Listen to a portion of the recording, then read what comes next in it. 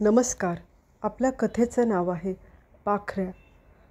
आबांनी आपल्या बैलाचे नाव पाखऱ्या ठेवले होते. तो घरच्या गायींचा खोंड होता. तो उंच होता आणि लांबही होता. शिंगे टोकदार होती. वशिंड ऐटदार होते. शेपटाचा गोंडा काळाभोर होता. त्याच्या एकाच डिरकीने कृष्णाकाठ दुमदुमून जाई. आबांनी त्याला झुंज खेळायला शिकवले होते. पहाटे ते त्याला पळवून आणत, मग त्याला भगडा चारत असत. कधी कणकीचे गोळे तर कधी तुपात भिजवलेले रोट चारत. बेंदूर सणाला तेलातून अंडी पाजत असत. रानातून हिरवेगार आणि कोवळे लुसलुशीत गवत आणून घालत. मक्याची कोवळी कणसे पाखऱ्या फार आवडीने खाई. आबांना पाखऱ्याशिवाय दुसरे काही सुचत नसे. ते त्याला जीवापाड जपत. पाखऱ्याने प्रत्येक ठिकाणी झुंज जिंकून आबांना बक्कळ पैसा दिला होता. त्या पैशातून आबांनी मळा विकत घेतला होता. आबा श्रीमंत झाले होते. घरची परिस्थिती चांगली झाली होती. आबांनी टोलेचंग वाडा बांधला होता. आता अनेक दुभती जनावरे दावणीला होती. आबांचा पाखऱ्या या नावाने साऱ्या पंचक्रोशीत तो खोंड प्रसिद्ध होता. कृष्णा वाघणेच्या संगमावर वसलेले हरिपूर गाव पाखऱ्यामुळेच प्रसिद्धीस आले होते. त्याची झुंज पाहण्यास खूप दूरदूरून माणसे येत असत. ती पाहताना त्यांची मने आनंदाने फुलून येत. त्याला मैदानात झुंज खेळताना पाहून लोकात उत्साहाचे भरती येई. एकदा गुढेगावच्या प्रसिद्ध बैलाबरोबर पाखऱ्याची झुंज होती. आमच्या पंचक्रोशीत गुढेगाव त्या बैलामुळेच प्रसिद्ध पावले होते. तो बैल डोंगर कपाराच्या चाऱ्याने तुस्त झालेला, तर पाखऱ्या कृष्णाकाठच्या खुराकाने मस्त झालेला. कराडच्या मैदानात ही झुंज पाहण्यासाठी माणसेच माणसे भरली होती. झुंज सुरू झाली. दोन्ही बैलांनी डिरक्या टाकल्या. खुरांनी माती उडवली आणि क्षणात झुंज सुरू झाली. माणसे मुठीत जीव घेऊन झुंज पाहू लागली. धुराळा उडाला. झुंज चांगली तासभर चालली. कोणताच बैल हटेना. अखेर पाखऱ्याने एक जागची धडक दिली आणि गुढेगावच्या बैलाला पळवून लावले. झुंज पाखऱ्याने जिंकली आणि जोराची डिरकी टाकली. त्याचवेळी सबंध मैदानात माणसांनी जल्लोष केला.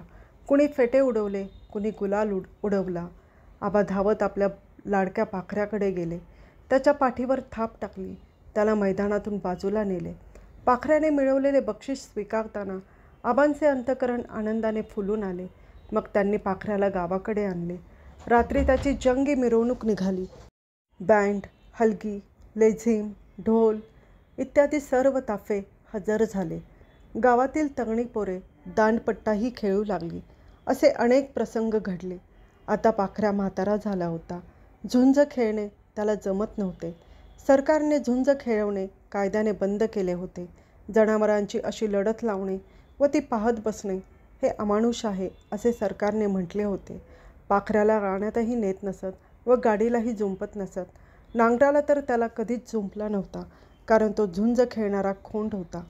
एके दिवशी आबा रानातून आले. सायंकाळ झाली होती. वाड्यातल्या सोप्यात त्यांचा थोरला मुलगा जयसिंगराव बसला होता. चाकरीचे गडेही तिथेच बसले होते. आबा येताच त्यांचे बोलणे थांबले. आबांनी विचारले, काय रे, असं का गप झाला? काय बेथा आहे? काय नाही, एक गडी हळूच बोलला. काय जयसिंगराव, काय चाललंय?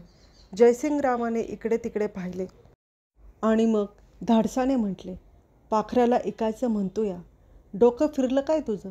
आबा संतापून म्हणाले. सर्वजण गप्प झाले. पण तोच आबांनी पुन्हा विचारले, का, कशासाठी विकायचा? त्यो झुंज खेळणारा बैल हाय. रानातल्या कामाला उपयोगी पडत नाही. आता त्यो म्हातारा झाला आणि त्याला खुराक चारण्याचा खर्च पण जास्त येतो या. एकूण पैका बी चांगला येईल. जयसिंगरावाने सगळे एकदमच सांगून टाकले. तुम्हाला काय करायचं ते करा, जावा, तुम्ही कारभारी हाय आता, असे आबा तावातावाने बोलले आणि सोप्यातून घरात गेले. त्या दिवशी आबांना रात्रभर झोप लागली नाही. पाखऱ्याचाच विचार त्यांच्या डोक्यात सारखा घोळत होता. काय करावे तेही त्यांना सुचत नव्हते. गतकाळ त्यांना आठवू लागला. पाखऱ्याने झुंज जिंकताच बेहोश होऊन नाचणारी, रंगीबेरंगी फेटे उडवणारी माणसे त्यांना दिसू लागली. हे सर्व काही आठवून आबा रात्रभर तळमळत होते. जयसिंगराव सकाळी लवकर उठला. त्याने पाखऱ्याला नदीतून धुवून आणला. शिंगे घळून टोकदार केली. गळ्यात गुलाबी रंगाचा कंडा घातला. एका पायात काळा गोफ बांधला. अंगावर सुंदर नक्षीची झुलई घातली. सर्व तयारी झाली. आबा अस्वस्थ मनाने सोप्यातून फेरा मारत होते. मग गड्यांनी पाखऱ्याची दावी सोडली. मालकीनबाईंनी पाखऱ्याच्या तोंडात भाकरी दिली. आबांनी त्याला गोंजारताच तो आबांचे हात चाटू लागला. जा बाबा, तुझा इथला घास संपला आता. आबा आवंढा गिळत बोलले. काय आबा, कुणाचा घास संपला आता? असे विचारत आबांचे एक जिवलग स्नेही तात्या वाड्यात आले. आबा काहीच बोलले नाहीत. काय गडबड आहे जयसिंगराव? तात्यांनी विचारले. विकायला घेऊन निघालोय पाखऱ्याला. विकायला? होय तात्या. का रे बाबा?